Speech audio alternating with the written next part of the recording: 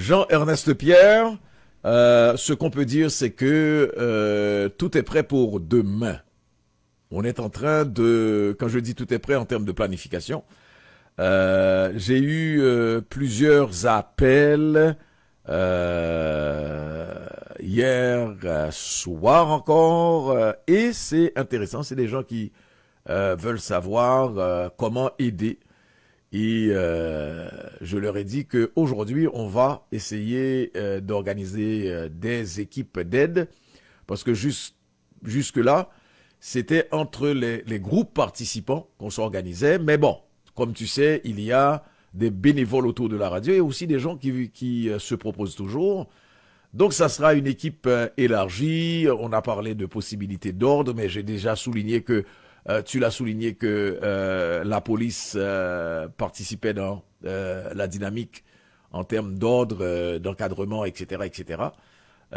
Grosso modo, il y a la mise en place qui est faite, du moins.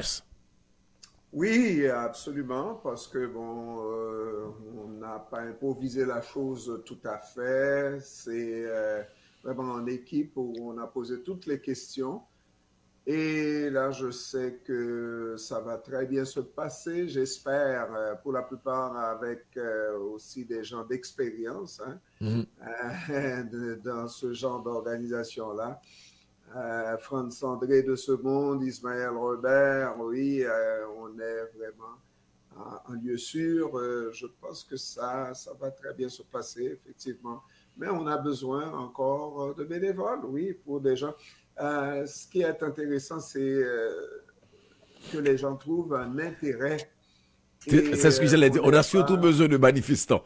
Oui, que les gens trouvent un intérêt, oui, on a besoin de Mm. manifestants, mais que les gens qui veulent aussi se proposer, que c'est leur affaire, on l'a dit, hein, c'est pas notre affaire à nous, à la radio, c'est pas l'affaire de X ou de Y, mais c'est l'affaire de la collectivité, oui, que les gens veulent y participer, je trouve ça très intéressant. Et on a aussi dit que ce qui est important et qu'il faut comprendre, c'est le début d'un mouvement. C'est une manifestation dans une dynamique. Le début d'un mouvement qu'on est en train de construire ensemble et qui a différents aspects. Madame Heurteloup. Bonjour, bonjour Pierre, bonjour à tous. Ça va bien? Ça va bien, merci. Et toi-même? Ça va bien. Jeanne, c'est quoi ta petite main qui secoue là? Non, ben, j'aime ça. Hein? Tu sonnes comme une tonne de briques et c'est la bonne méthode, Madame Heurteloup. Garde cette méthode-là. Tu sais ce qu'il refuse de comprendre? C'est que des fois, ça ne dépend pas de toi. N'est-ce pas? C'est ça qu'il refuse. Chaque fois, il te dit, tu sais, ne touche à rien, mais j'ai rien touché. Oui, mais... Hier soir, Oui.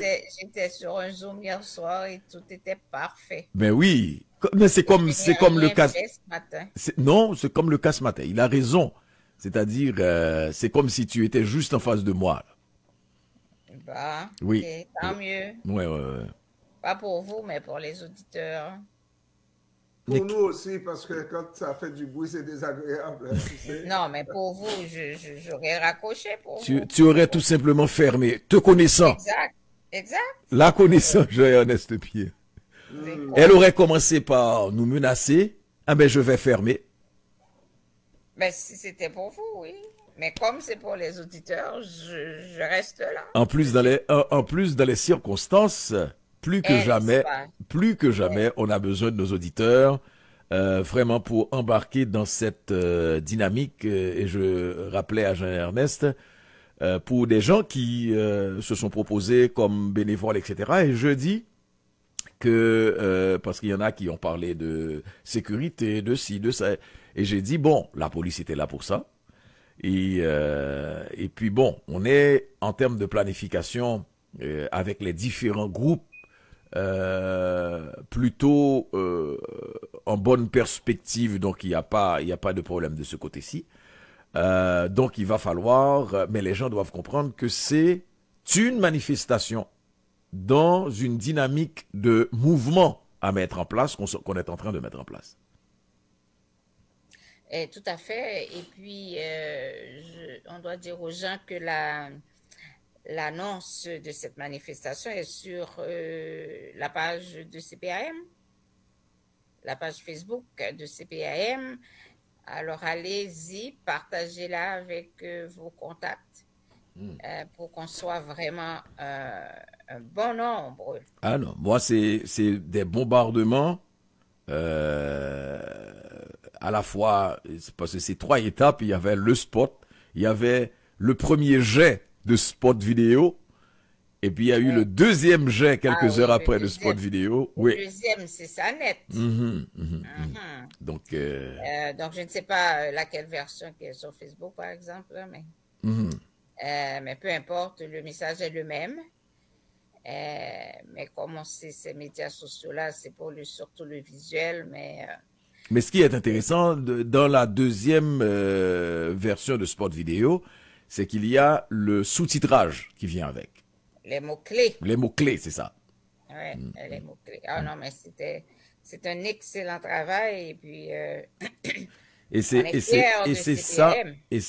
Et puis c'est ça, vous m'avez laissé lancer un appel, alors que les ressources sont là. Ah. Ben oui. Bon. Et les ressources sont offertes. C'est ça qui est belle là-dedans. Les ressources sont offertes. C'est une. Alors, tout ça pour vous dire, chers auditeurs, demain, c'est le jour J. Il faut être là à compter de 15 heures en face du 1134 Sainte-Catherine-Ouest, le consulat général des États-Unis. Pour dire ce qu'on veut pour notre pays et dénoncer ce qui se fait sur le dos de notre pays. Alors, j'ai parlé à des gens d'Haïti hier et à qui j'ai envoyé la vidéo. Ils sont émerveillés, ils sont vraiment contents. C'est bien accueilli, cette manifestation-là. Oui. Donc, ils nous regardent. Il ne faut pas qu'ils nous voient, genre, je ne sais pas là, mais il faut qu'ils voient qu'il y a un mouvement qui est enclenché et qu'à partir de ce mouvement-là, il devrait avoir un résultat pour eux dans le pays. Je t'ai fait suivre oui. certains témoignages, y compris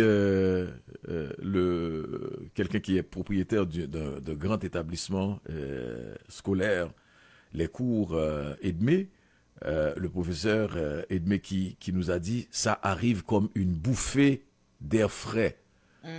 Tu sais, et c'est là que je me rends compte ce que Jean-Ernest nous disait sur le fait que au sud, ça mobilise pas beaucoup. Moi, j'ai vu des mobilisations, comme je l'avais dit, enfin des manifestations, etc. Mais en termes de mouvement, tout ce qui se fait, c'est autour des passeports et des gens à accueillir, des papiers à envoyer, etc. Ce qui veut dire que la mobilisation à Montréal sera pas quelque chose d'unique, mais de particulier, et c'est une dynamique de relance de mobilisation de la diaspora, parce qu'à large, quand on regarde sur les réseaux sociaux, il n'y a pas grand-chose qui se fait à travers la diaspora. Et en ce sens, on a parlé de Montréal, quoique ça soit encore des groupes de Montréal qui vont à Ottawa, mais il faut signaler la manifestation aussi qui se tient sur la colline parlementaire à Ottawa aujourd'hui. Je rappelle que c'est pas sur la colline parlementaire. Qui se tient à Ottawa. Oui. C'est en face de l'ambassade des États-Unis à Ottawa. Oui, comme ça va se faire en face de l'ambassade du consulat général des États-Unis à Montréal. Important de me taper sur les doigts. Merci beaucoup. Et puis, Biden arrive ce soir, je pense. Cet après-midi, quelque chose du genre. Mais il arrive aujourd'hui. 19h. Vers 19h. 19h. Parce que je pense que c'est une visite de 27 heures, genre, là, qu'il fera ici. Alors, on va profiter de ces heures-là pour lui parler. Pour lui prendre 3 heures. Oh, dès en 27 heures. 3 heures, on a le temps de lui dire ce qu'on veut. On lui offre 24 heures, 3 heures pour nous, pour qu'il écoute. Oui, tout à fait. Hmm. Tout à fait. Et puis, il y a, je pense, Jean-Yann s'en a parlé hier, il y a cette lettre qu'on va publier aujourd'hui. Ben, on va essayer aujourd'hui, là. Mais une lettre ouverte, sinon, cette lettre-là sera disponible également sur les réseaux sociaux. Est-ce qu'on peut faire ça? Je sais pas, là, moi, je dis n'importe quoi par rapport aux réseaux Oui. sociaux. Bon, là, il faudra, là encore, se tourner vers... Parce que de temps en temps, Jean-Ernest se bombe le torse. L'autre jour, il a dit, je prends tellement plaisir à publier sur YouTube les ci, les ça, etc. Mais derrière tout ça, il y a Dominique Fortuma. Et il y a, pour la manifestation d'hier, et c'est pour ça que je dis, les ressources qui se rencontrent, c'est Mélissa Heurtelou qui nous a aidés. C'est-à-dire qu'on a toute une équipe qui est en train de travailler. Et de temps en temps, on a aussi Zenga, Jean-Ernest Pierre. Oui, effectivement. C'est parce que j'avais vu Zenga, je pensais, dans Conflit de génération. Aussi, oui. Mm-hmm. Parce que c'est quand même une technologie qu'on essaye d'apprivoiser, mais que nous aimons, mais qui ne nous aime pas toujours. Qui nous file entre les doigts de temps en temps. C'est une technologie un peu anti-âge. Oui. Agiste. Oui, Asma. Non, alors c'est ça, j'invite tout le monde à faire leur part, à participer. Vous savez, si vous ne voulez pas participer, vous allez trouver toutes les excuses possibles et imaginables pour ne pas participer. Mais là, dans la situation actuelle du pays et de vous à l'extérieur, je pense qu'il n'y a aucune excuse qui va valoir la peine, sauf si vous êtes malade. Mais ce qu'il y a aussi, par exemple, il y a tellement de gens qui expriment, mais à longueur de journée, enfermés chez eux, avec des gens qu'ils appellent, ou bien des gens qu'ils reçoivent, ou bien, etc., qui expriment leur impuissance par rapport à ce qui est en train de se passer en Haïti, leur désespoir, leur tristesse, tous les sentiments possibles et imaginables par rapport à la situation en Haïti, c'est l'occasion, le temps d'un signement, le temps de se battre les paupières. On parle de 3 heures, entre 3 heures de l'après-midi et 6 heures du soir. De venir à la fois dire vos frustrations, à la fois exprimer, mais surtout exprimer votre solidarité. Comme je dis, cette manifestation arrive comme une bouffée d'air frais à Port-au-Prince. Et le nombre de gens qui appellent, et ce que je dis, les gens qui appellent, c'est une chose, mais mobiliser ceux qui sont autour de vous.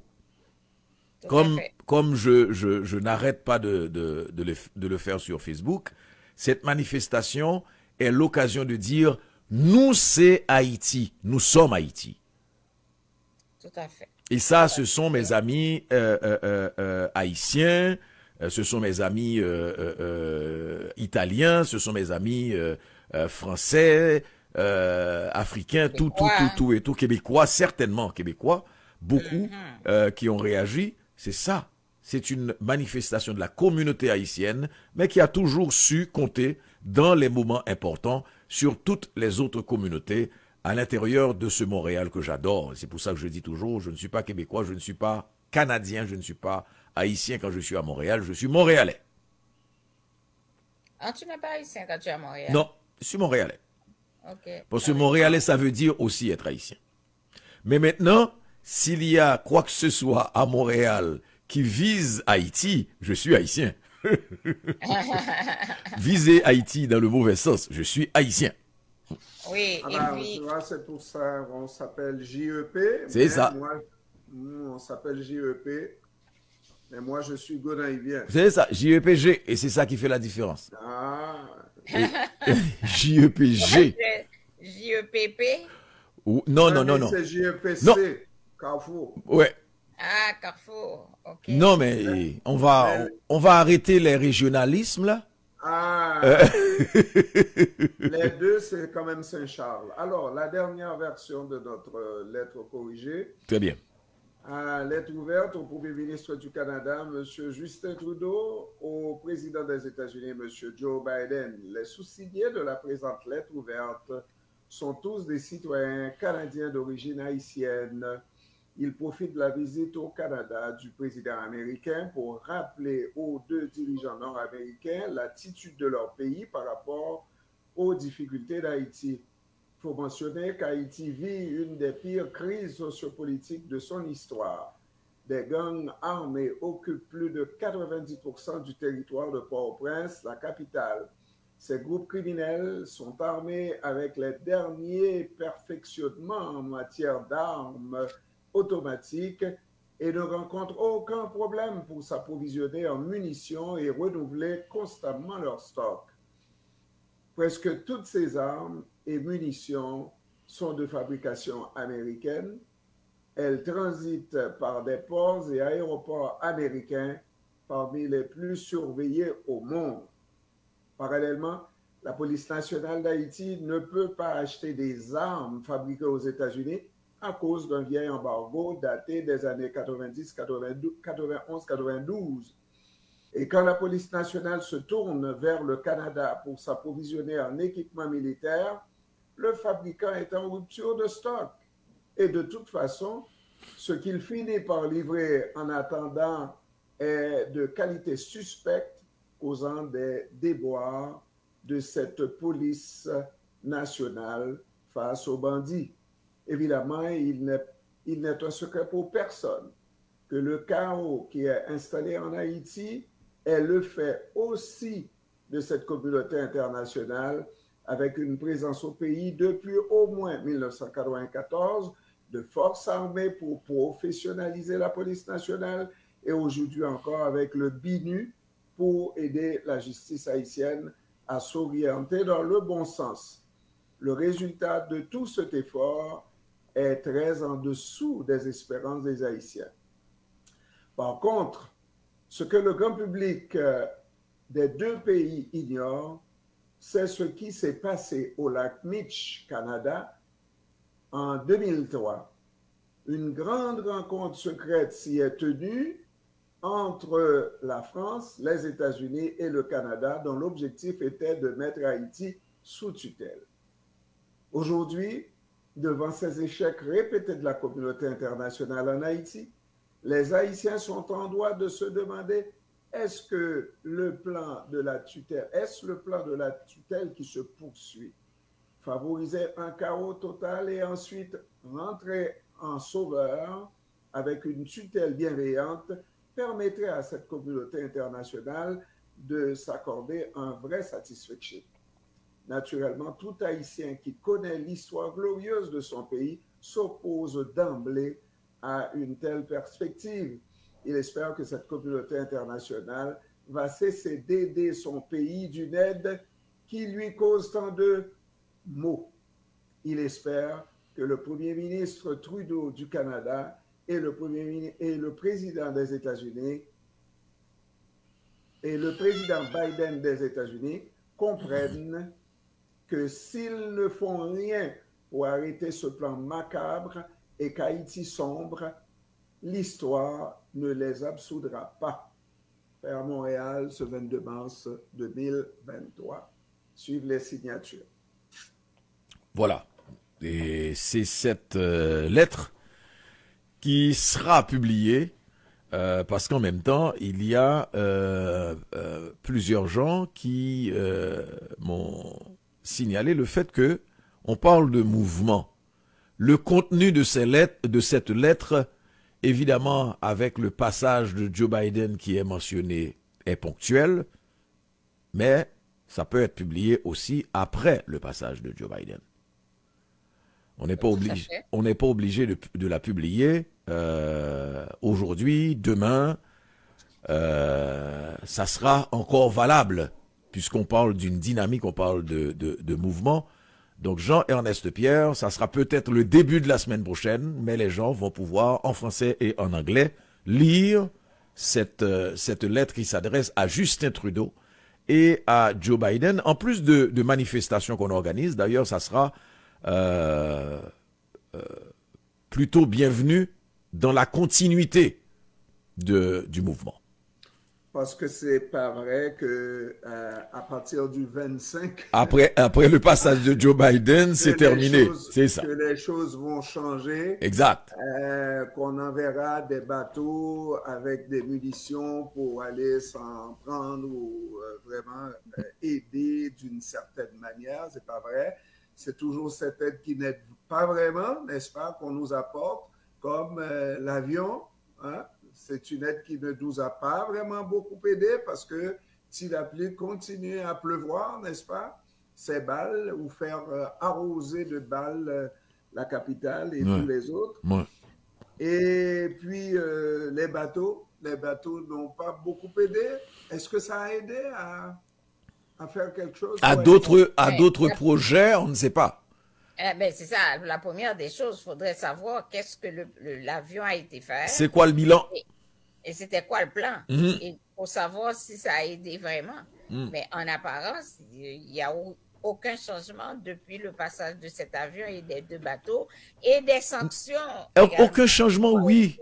Oui, tu peux pas dire aucun changement. On a vu les gangs armés devenir plus arrogants et plus atroces.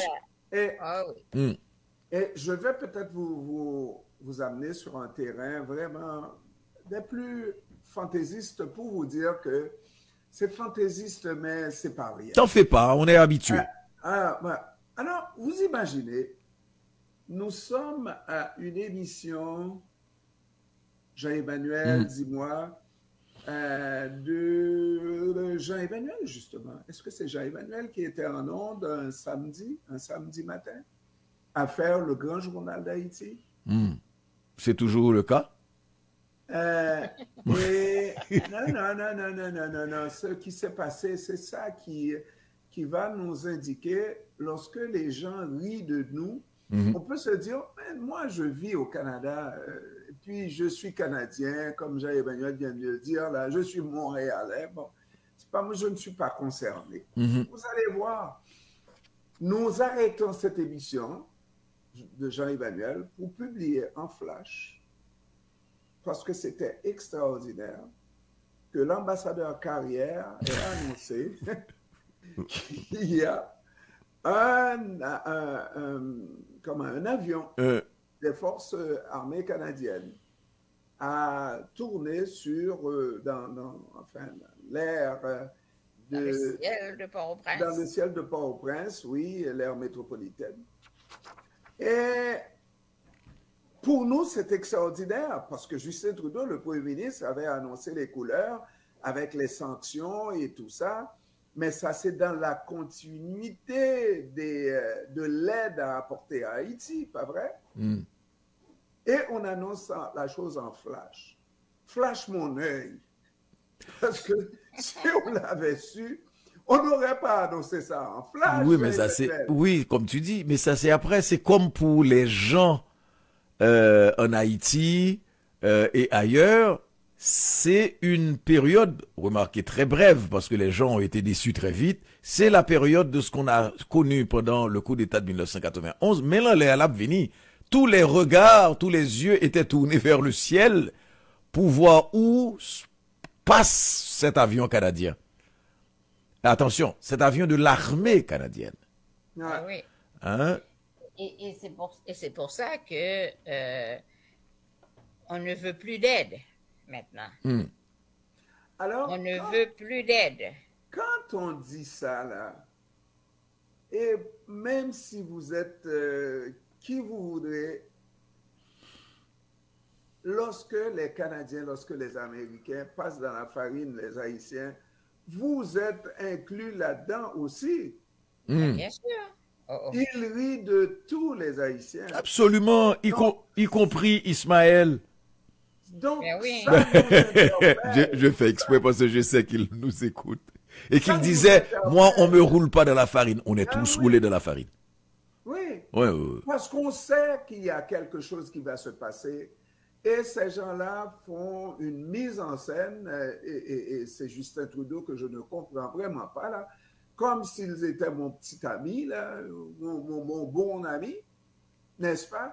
Parce que je ne m'attendais pas à ce que Justin Trudeau agisse de la Et sorte. puis, rouler dans la farine, pas à peu près, Asma, on était en train déjà de mettre en place un observatoire sur l'intervention. C'est-à-dire surveiller d'abord un observatoire international, regarder, réagir, faire réagir, informer les différentes sociétés civiles, groupes, etc. au niveau international, avec des agents aussi sur le terrain qui rapportaient les méfaits, comment, parce qu'il fallait aussi un agenda, comment l'agenda était appliqué. Parce que c'est ça que les gens doivent comprendre quand on dit qu'on ne veut pas d'aide, qu'on parle de coopération, qu'on parle de partenariat, ça veut dire qu'on met en place. Et c'est ce que l'international ne veut pas.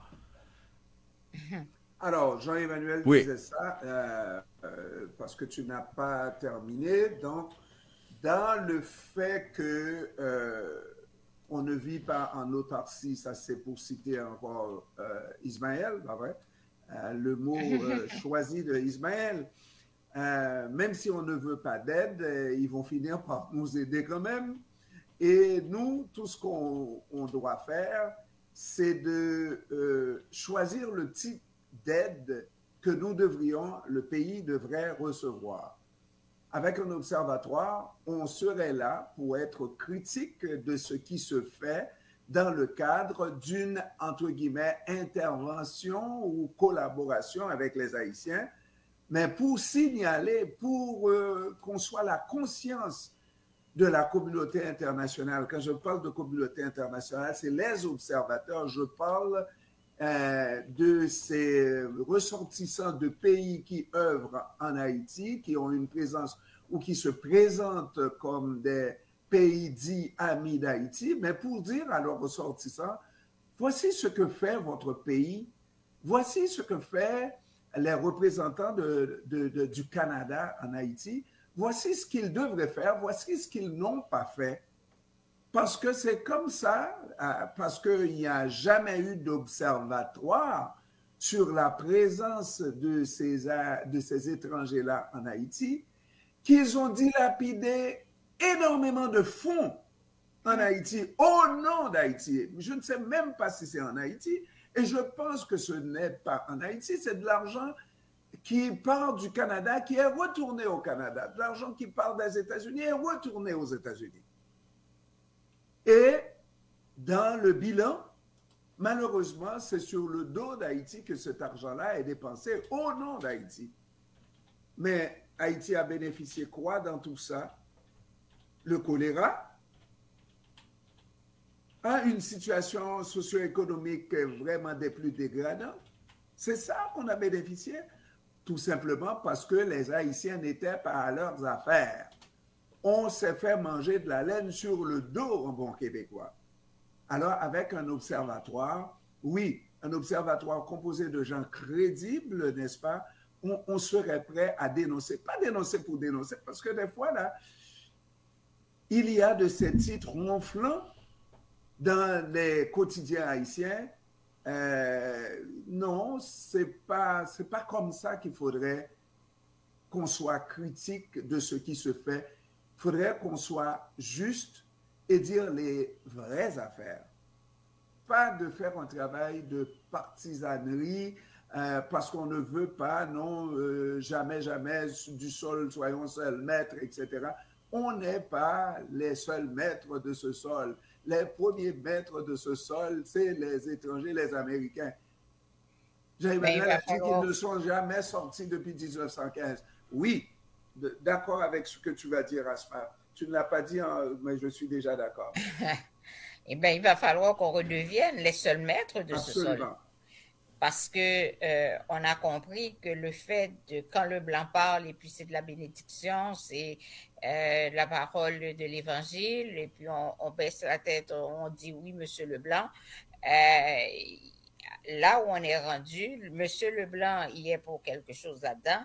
Ben, il va falloir qu'on comprenne, qu'on apprenne à dire non, Monsieur Leblanc. Ça ne se fera pas comme ça dans mon pays parce que c'est pas ça qui est bon pour mon pays. Il va falloir qu'on parle d'égal à égal maintenant avec l'international qui nous aime tellement, qui veut nous aider, et peu importe là. Non, on n'a pas besoin d'aide. Alors, le défi, parce qu'il est grand le défi, c'est d'avoir conscientisé ou d'arriver ou de parvenir à conscientiser les Haïtiens, à savoir qu'ils doivent traiter d'égal à égal avec les étrangers, tout en étant respectueux, tout en étant conscient de l'état dans lequel on se trouve, tout en étant conscient qu'on a besoin de l'étranger d'une certaine manière parce que, encore Ismaël, on ne vit pas en autarcie, parce que Haïti est à un carrefour extrêmement difficile, oui, mais on n'a pas besoin de n'importe quelle aide. Il y a cette aide qui n'aide pas, oui, dont il faut se débarrasser. Et moi-même, je répète souvent et je vous le dis, je crois que les Haïtiens n'ont plus cette confiance en eux, à savoir qu'ils peuvent diriger leur pays par eux-mêmes. Et chaque fois que je prends l'exemple de mon meilleur ami, feu meilleur ami, qui a dû demander s'il pouvait organiser des élections dans son pays alors qu'il était président de son pays, il y en a qui ne m'aiment pas à cause de ça. Tu suis mon regard, Asma? Non. Non, tu ne suis pas mon regard. Donc, il saura se reconnaître. OK. C'est un exemple parmi tant d'autres que les Haïtiens, quand je vais par exemple, je le dis, je le répète, dans les hôtels en Haïti, tu les vois, dans les cafétérias, tous les matins, chaque homme, chaque nègre son blanc, chaque blanc son nègre. Ça traite sur le dos du pays. Parce que les Haïtiens croient qu'ils ne peuvent pas faire leur beurre s'ils n'ont pas un blanc comme vis-à-vis. Comme ça que ça se passe. Et quand ils sont en politique, crois-moi, tant qu'ils n'ont pas fait un tour à Washington, ils ne sont pas sûrs de prendre le pouvoir. Ils sont tous comme ça. Est-ce qu'on peut peser sur le tous? Tous. Bien sûr. Je connais quelqu'un qu'on voulait rentrer dans la politique. Et puis, le chef du parti lui a dit à un moment donné, faut me faire savoir tes intentions parce qu'il va falloir, je vais te chercher un blanc. Ouais. Et puis l'autre de lui dire, mais me chercher un blanc. Il dit, oui, tu as besoin d'un blanc pour pouvoir mousser ta candidature, pour que tu sois élu et tout. Et puis l'autre de lui dire, ah, non, ça m'intéresse pas. Oui, mais soit dit en passant, c'est pas le débat aujourd'hui, mais soit dit en passant, c'est aussi une réalité qui n'est pas toute haïtienne, c'est-à-dire qu'il y a toujours quelqu'un quelque part qui va te permettre de ainsi naquit les comment on appelle ça, les groupes de publicité, les groupes de promotion, etc., etc. Les lobbies, ok. La seule chose, c'est que quand tu as fini d'avoir ce blanc nécessaire, incontournable à Washington, c'est qu'au lieu de s'en servir, il devient le patron. Parce que c'est ça la chose. On a toujours besoin de quelqu'un pour ouvrir des portes, etc. Ce ne sont pas les médecins, les ingénieurs, ceux qui sont arrivés avant nous au début des années 60, etc., qui diront le contraire. On connaissait la chose pour ouvrir les portes, etc., etc. Mais, et ce sont des stratégies qui sont encore utilisées aujourd'hui. Mais maintenant, au-delà, sans humainement parler d'utilisation de gens, non. Mais je veux dire, pour ouvrir des portes, il faut aller dans la direction de Saint-Pierre qui a la clé. Mais après ça, Saint-Pierre, Asma, Jean-Ernest n'est pas Dieu. Oui, mais pourquoi c'est Saint-Pierre qui a la clé d'Haïti? Non. De l'international. Non, mais ça te confirme quoi? Ça te confirme que c'est l'international qui gère en Haïti. Eh ben voilà. Oui, mais c'est ce que je te dis. La clé. Mais c'est ce qu'on a dit depuis le début. Oui. Oui. Et comme a dit Jean-Ernest en rappelant Ismaël, on n'est pas en autarcie. On sait l'influence, parce que les Américains sont partis en 1934 après 19 ans d'occupation.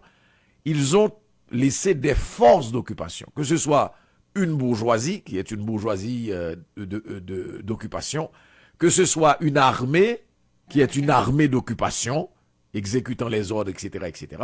Et le pouvoir politique, on a eu des soubresauts, mais c'est un pouvoir qui est systématiquement tourné vers Washington depuis le départ des Américains, avec Vincent en 1934. Alors, Jean-Emmanuel, pour que 86 nous serve à quelque chose et nous serve encore, parce que on doit être conscient que l'autre jour, je l'ai dit, et on semble ne pas retenir la chose. On ne t'écoute pas. On ne t'écoute pas.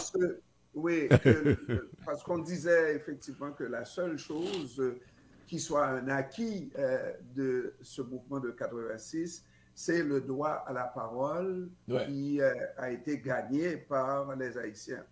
Et on a tendance à perdre ce droit à la parole aujourd'hui. Donc, si tel est le cas, il ne resterait absolument rien de ce mouvement qui s'est fait en 86. Mais 86 aussi devrait nous permettre de voir quelque chose qui avait changé dans la façon de faire la politique. 86, c'est 86 qui va nous donner Jean-Bertrand Aristide. Jean-Bertrand Aristide n'a pas fait en 90 la démarche traditionnelle d'avoir un blanc pour gagner la présidence d'Haïti. Et ça, là, pourquoi, diable, si ce n'est vraiment pas un problème des Haïtiens, on va le dire comme ça, n'est-ce pas? Un problème entre les deux oreilles des Haïtiens. Pourquoi on n'a pas suivi la stratégie utilisée par Jean-Bertrand Aristide? Tu es sérieux, là? Pourquoi? Ben, parce que Jean-Ernest, c'est exactement ce qu'on dit quand on parle de responsabilité de l'international dans tout ce merdier. Chaque fois que tu as eu ce type de soubresaut-là, qui sort du pattern du blanc, qu'est-ce que le blanc fait? Non, le blanc intervient, casse tout, assassine, embarque. Le blanc se sert des Haïtiens pour intervenir, pour mais ça, ce sont ce les mains locales, mais il faut responsabiliser. Le blanc a fait, depuis l'élection du 16 décembre 1990, et c'est quelqu'un qui était un ami, il n'est pas encore mort, Jimmy Carter, qui est un ami d'Haïti, ok? Et qui a aidé à la résistance durant son régime par rapport au régime des Duvalier, qui a participé grandement aussi à ce que le mouvement prenne corps. Mais c'est Jimmy Carter qui était à la tête d'une délégation qui est venu raconter à Aristide, au local de la famille C'est la vie, à ne pas confondre avec la famille Lavalas, au local de la famille c'est la vie, que il faut reconnaître que la démocratie ne se fait pas, le terme qui a été utilisé, que la démocratie n'est pas un plébiscite. Donc vous êtes en train de laisser l'opinion publique jouer sur l'effet, l'expression, l'effet plébiscitaire. OK? Et qu'il faut comprendre que c'est Bazin qui a gagné, ça a été clair. Que c'est Bazin qui a gagné et qu'il faut demander à vos troupes de rentrer chez eux. Et Aristide dit, demain matin, on organise une conférence de presse, vous annoncerez la nouvelle. Demain, c'était des centaines de milliers de personnes qui confirmaient le vote de la veille. Alors, donc, si on reste sur cette expérience-là, ça voudrait dire que notre pays n'arrivera jamais, jamais à s'en sortir vraiment de cette dépendance internationale. Au contraire, moi, je parle de gens intelligents. Je parle de gens de bonne foi. Est-ce qu'il y en a encore qui pourraient comprendre pourquoi Aristide a trébuché et a eu 2 coups d'État plutôt qu'un coup d'État, n'est-ce pas? Eh ben, tout simplement parce qu'il a fait d'autres erreurs. Mais Aristide était en selle, malgré la tentative d'empêcher qu'il prenne le pouvoir. Aristide était en selle malgré tout. Pourquoi? Parce qu'il avait une belle équipe, parce qu'il avait un programme, on s'entend là, mais au moins il avait la population derrière lui. Et là, depuis l'élection d'Aristide, est-ce qu'il y a quelqu'un qui a essayé de vendre un programme à la population, d'avoir cette population dans son programme pour défendre son programme? Il n'y a personne qui a jamais fait ça. Tout le monde sait. On a constaté l'expérience d'Aristide et on a retenu que l'aspect négatif que tu viens de citer et de dire qu'il faut revenir à l'ancienne méthode, c'est-à-dire avoir besoin du backup du blanc pour prendre le pouvoir. Moi, dès que quelqu'un me fait ça, là, je me dis que cette personne n'a aucun souci d'Haïti. Elle a besoin, cette personne, d'avoir le pouvoir, mais c'est tout. Mais maintenant, même au-delà de toute considération, par exemple, ok, tu as eu cette tentation de la part de Jovenel Moïse, ok? Qu'est-ce qui s'est passé?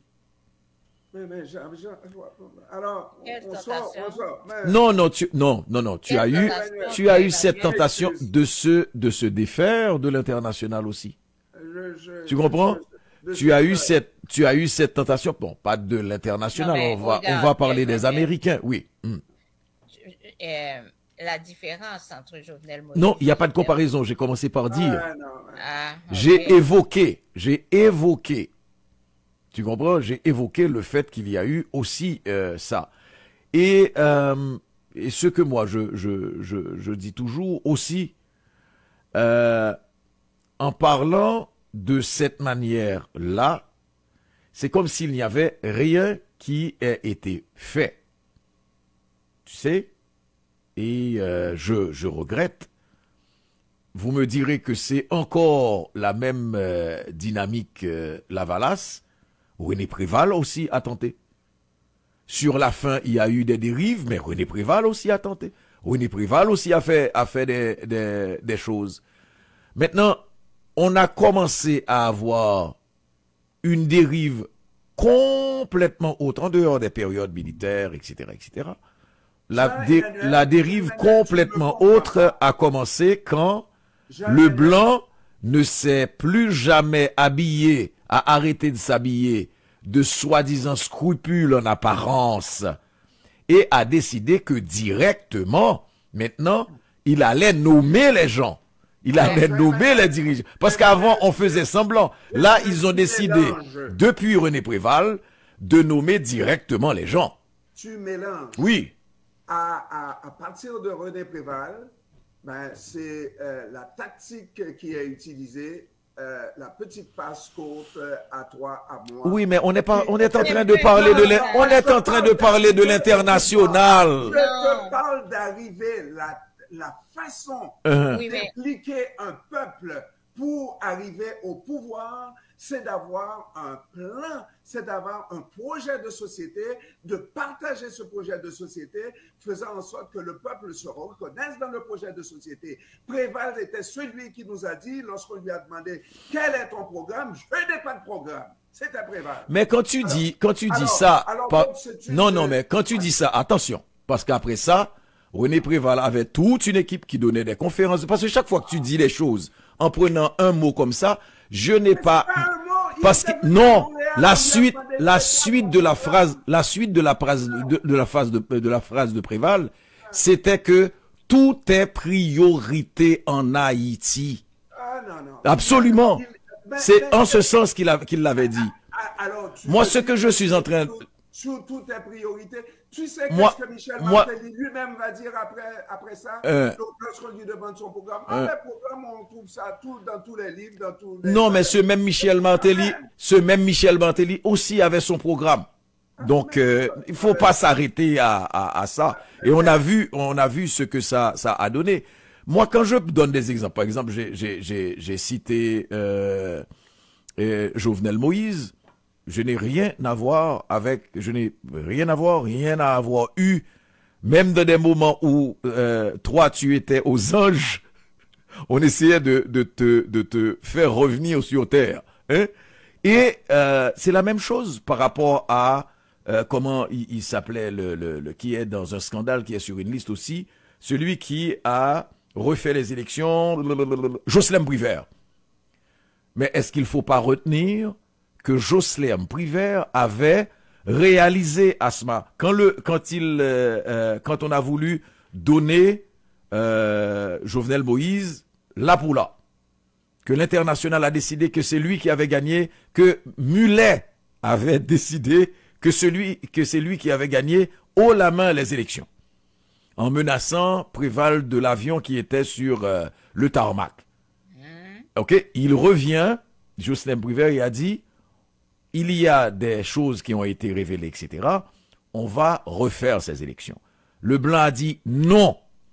Quel que soit ce qu'il pouvait avoir derrière, le Blanc a dit non. Il dit: nous allons organiser ces élections. Ce sont des petits moments qu'il faut aussi retenir. Alors moi-même, et le Blanc va prouver, Asma, après, que ce qu'il avait dit, que c'est Jovenel, que quel que soit ce que Privert aurait pu faire, on ne sait pas ce qu'il y avait eu aussi comme autre chose derrière, mais c'est Jovenel qui est devenu le président. J'ai dit, comme disait notre animateur, j'ai dit. Alors, Joël-Emmanuel, oui. Si on résume la chose, parce que je vois que l'heure avance, si on résumait rapidement l'élection d'Aristide, il n'y en a pas eu un autre modèle. On n'a pas suivi l'exemple tracé par Aristide, parce que Aristide a connu les 2 coups d'État et on a préféré revenir à l'ancienne mode qui consiste effectivement à faire... D'ailleurs, Aristide lui-même va instaurer la petite passe-courte, n'est-ce pas? Et qu'on parle de mais le problème n'est pas dans la petite passe-courte. Et puis c'est pas la et puis c'est pas la petite passe. Le problème n'est pas dans la petite passe-courte. Et puis c'est même pas la petite passe-courte, puisque c'était les leaders les plus populaires. Ben oui. Le pouvoir de convocation, Aristide l'avait. Tout à fait. Tout à fait. Quel que soit, tu peux reprocher tout à Aristide. C'est pas enlever, c'est pas blanchir Titide par rapport à quoi que ce soit. Du tout. Est-ce qu'il y a eu des dérives totalitaires de siècles? On peut... Mais de quoi on parle? On dit que personne n'a suivi le modèle du début pour se faire élire, pour aller au pouvoir. On s'est contenté de recevoir la bénédiction du prédécesseur, et puis voilà. Mais tu sais la différence? Tu sais pourquoi? Ouais. La différence, c'était que en 1990, tu avais un mouvement. C'est ça la différence. C'était pas un parti politique, c'était pas un leader. C'est un mouvement qui a choisi quelqu'un. C'est pas Aristide qui a créé une dynamique. Non, c'est un mouvement qui a choisi quelqu'un qui était porteur, le porteur à ce moment-là le plus significatif, le plus en vue des revendications. Parce que c'était quelqu'un qui avait déjà un bagage derrière lui, pas vrai? Mais pourquoi tu devrais jeter l'expérience? Je comprends pas. Quelle expérience? Ben, tu dis c'est quelqu'un qui Moi, je avait déjà voudrais un qu'on revienne bagage. avec cette expérience, qu'on revienne au contraire. Mon Dieu, on ne me comprend Non, non, pas, non, là. tu dis c'est On n'a pas quelqu'un. suivi cette expérience d'Aristide qui a fait quelque chose, qui a bâti et qui pouvait compter sur le support d'une population. À part ça, là, tout le reste, tous les autres qui vont venir après, là, c'est un musicien qui compte parce qu'il a dit des bêtises qu'on pouvait le suivre, un autre parce qu'il avait reçu la bénédiction d'Aristide, un autre parce qu'il avait reçu la bénédiction de Michel Martelly, et puis c'est ça, là. C'est tout.